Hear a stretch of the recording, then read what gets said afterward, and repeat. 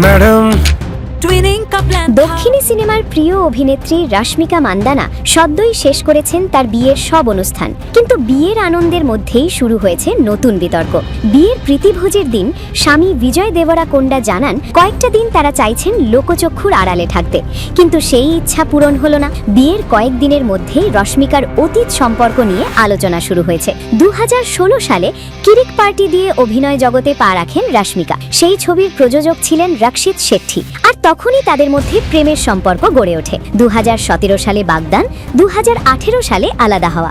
এবার সেই পুরনো সম্পর্ক ঘিরেই নতুন বিতর্ক সৃষ্টি হয়েছে।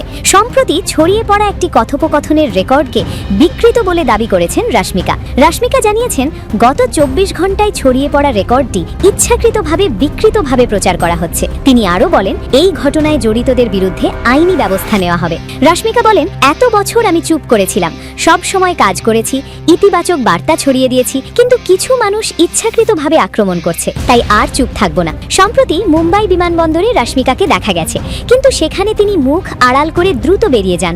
দর্শকেরা এখন অপেক্ষা করছেন রাশমিকা কিভাবে এই বিতর্কের মোকাবিলা করবেন। সব মিলিয়ে রাশমিকা মান্দানার এই বিতর্ক দেখাচ্ছে যে সেলিব্রিটিদের ব্যক্তিগত জীবন কতটা নেটিজেনদের নজরে থাকে। एक काम कर, let's cancel। तुझे नहीं है मेरी